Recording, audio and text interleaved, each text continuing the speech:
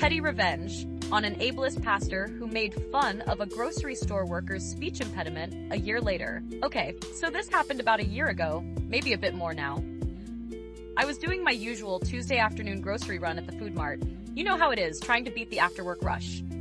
I grabbed my milk, bread, maybe some questionable frozen pizza, and headed for the checkout. Lane 3 looked shortest. The cashier was a young guy, looked maybe early 20s. Name tag said Mark. He seemed friendly enough, started scanning my stuff. "Hello," he said. "Did you find everything all right today?" He had a noticeable stutter. Not a big deal to me. I have known people who stutter. I just smiled back. "Yep, all good, thanks." Then I hear this loud sigh from behind me, like someone was personally offended by the speed of the barcode scanner. I glance back. There was this guy standing there, late 50s, maybe early 60s, wearing pressed slacks and a sweater with a clerical collar peeking out. Tapping his foot impatiently, checking his watch. He looked like he expected a red carpet, not a checkout line. Mark started ringing things up. He read out the price for my sad frozen pizza. $4.99. He was careful, focused. Then he got to the total. Total is 15. He took a small breath, clearly concentrating. 72.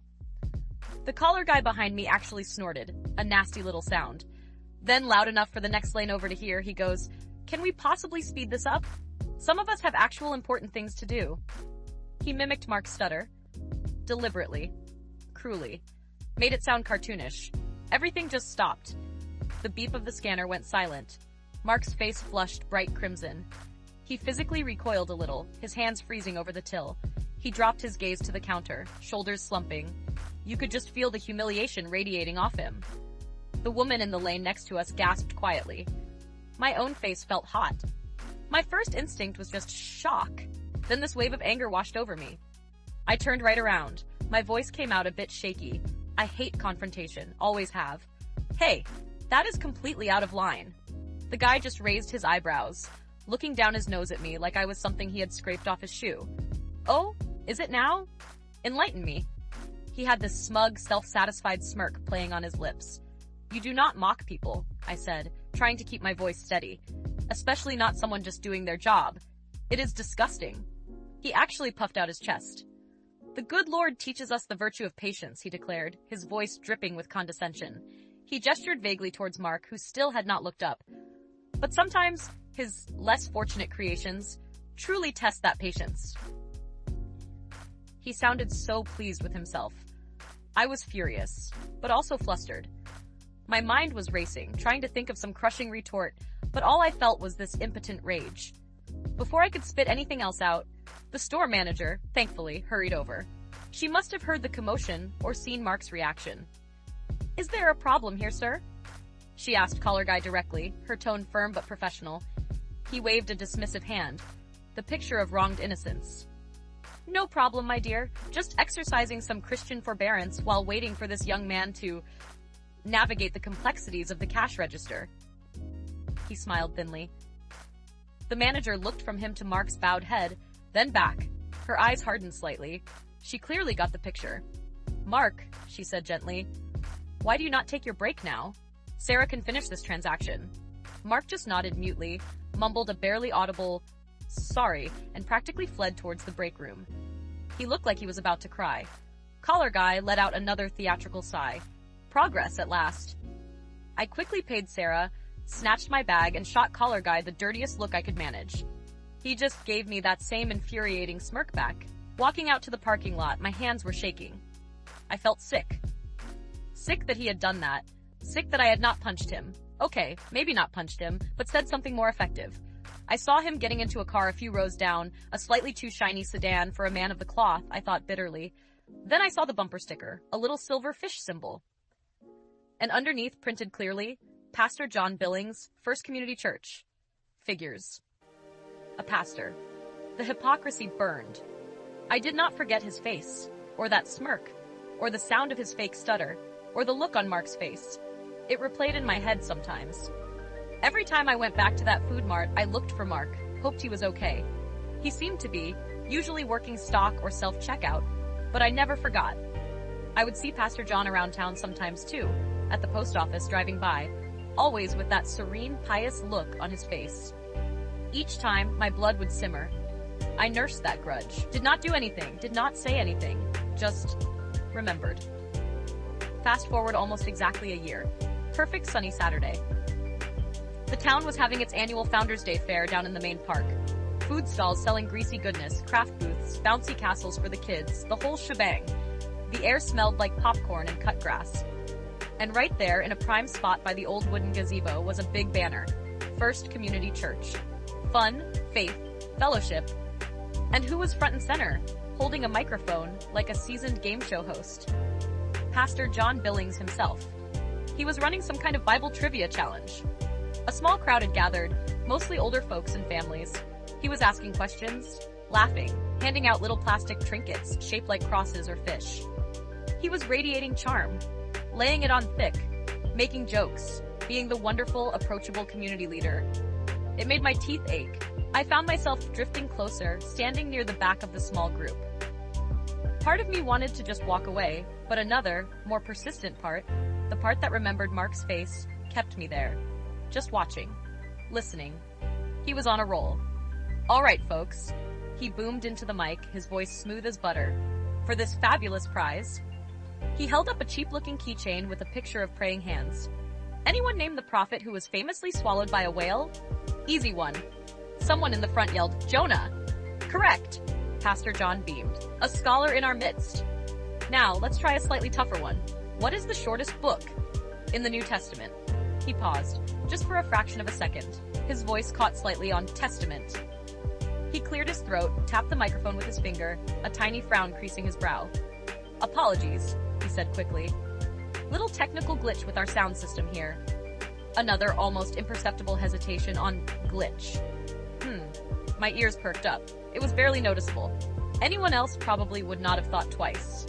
But I heard it, and I instantly remembered him standing behind me in the grocery line, mimicking Mark with such deliberate cruelty. An idea sparked. Nasty? Yes. Petty? Absolutely. Deserved? I thought so. I decided to wait, see if it happened again. He asked a couple more easy questions, seemed to recover his rhythm. Then he announced the next challenge. Okay, our next feat requires some good old-fashioned memorization, he announced brightly. Who amongst you brave souls can recite John 3:16? Simple enough? But here's the twist. You have to recite it backwards. He chuckled, clearly proud of this little brain teaser. Silence. Crickets. Crick? Nobody jumped at the chance to recite scripture backwards for a plastic keychain. An awkward pause stretched out. Pastor John's smile faltered slightly. He tried to rally the troops. Come on now. Do not be shy. It is just a fun little tongue twister. There it was again, that tiny catch. Tongue twister. He winced, just for a split second. Annoyance flashed across his face before being replaced by his practiced smile. The crowd was small, maybe 20 people tops. It was quiet enough that my voice would carry. This was it. I took a half step forward from the edge of the group. Not aggressive, just enough to be noticed. I raised my hand a little, like a student asking a question. Pastor John scanned the small gathering, his eyes landing on me. He offered a generic, welcoming nod and smile. Zero recognition. Perfect. I let my voice ring out, clear, and maybe just a touch too loud for the intimate setting. I focused on replicating that slight hesitation I had heard from him. Excuse me, Pastor? I called out. He inclined his head, microphone still near his mouth. Yes, my dear? Are you having a little trouble with the microphone there? I asked. I put the slightest stammer on trouble, just like he had moments before. I kept my expression open, innocent, maybe feigning slight concern. His smile did not just freeze, it shattered. His eyes snapped fully onto mine, widening almost imperceptibly. The fog of non-recognition cleared instantly. He knew exactly who I was. The smooth, pastoral mask disintegrated, revealing the shocked, then rapidly reddening face beneath. It was beautiful in a terrible sort of way. He looked exactly like he did in the grocery store line, just before the manager arrived. Blindsided. Before he could recover, I pressed my advantage, keeping my voice level, but layering in that distinct, patronizing tone he had used on me and Mark a year ago. It is okay, I said, letting the pause hang heavy in the suddenly silent air. I leaned into the microphone's slight feedback squeal. We must all learn to have PP patience. I added the stutter just on patience, making direct eye contact. I tilted my head slightly, holding a bland, guileless expression. Dead silence. You could have heard a communion wafer drop. Pastor John just stared, mouth slightly open. His face cycled through shock, disbelief, fury, and finally, deep, burning humiliation. The red spread down his neck, disappearing under that pristine white collar. He looked like he might spontaneously combust. A few people in the crowd shuffled their feet. Someone near the front let out an awkward little cough. I saw a woman elbow her husband, whispering something. Nobody laughed, but the folksy, cheerful vibe was gone, replaced by a thick, uncomfortable tension. All eyes were glued to Pastor John, waiting to see how the man of God would respond to being publicly called out, however subtly. He gripped the microphone stand like it was a lifeline. His knuckles were bone white.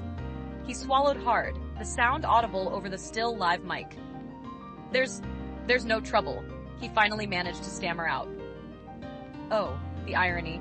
He sounded completely flustered, his voice tight with anger he couldn't unleash. He was trapped by his own public persona. He couldn't rage, couldn't cause a scene. He just had to stand there and take it. He tried to pivot back to his trivia game, but the damage was done. Now, the verse? John 3:16. Backwards? His voice cracked. His eyes kept darting back to me, filled with impotent fury. The smooth charm had curdled. He just looked embarrassed and angry, and small. That was all I needed. I hadn't yelled, hadn't accused him directly of anything, just turned his own subtle cruelty back on him. I offered one last, small, tight-lipped smile that didn't reach my eyes, turned deliberately, and walked away from the gazebo and the uncomfortable crowd. I didn't look back, though I could feel his glare burning a hole between my shoulder blades. My heart was hammering against my ribs, but it was the exhilaration of victory, not fear. It was pure, unadulterated petty revenge. I hadn't changed the world. I hadn't delivered some grand justice, but I had poked the bear. I'd used his own weapon, mimicry and condescension, to prick his sanctimonious bubble right in front of his audience. I made him feel, if only for a moment, a tiny fraction of the public humiliation he'd inflicted on Mark without a second thought. Walking out of the park, away from the smell of popcorn and the sound of the distant bouncy castle, I felt lighter. Like I'd finally scratched an itch that had been bothering me for a whole year. It probably didn't make a lasting difference to Pastor John, but it made a difference to me. A few weeks later, I saw Mark at the FoodMart again. He was supervising the self-checkout kiosks, patiently helping an elderly woman figure out the screen. He seemed relaxed, moving with an easy confidence. He wasn't stuttering at all as he spoke to her. I didn't say anything to him about Pastor John or the fair. He didn't need to know. The revenge wasn't really for him. Not directly. It was for me. It was about making sure Pastor John knew that someone saw him, someone remembered what he did, and that sometimes, even a year later, being an asshole can have small, petty consequences. TLDR, smug pastor publicly mocked a grocery cashier's stutter. A year later, I attended a church fair he was running. When he stumbled slightly over his words on the microphone, I loudly and innocently mimicked his little stutter back at him in front of everyone, and that using his own patronizing words about patience. He turned beet red, got flustered, and couldn't say a thing. Petty? Yes. Satisfying? Absolutely.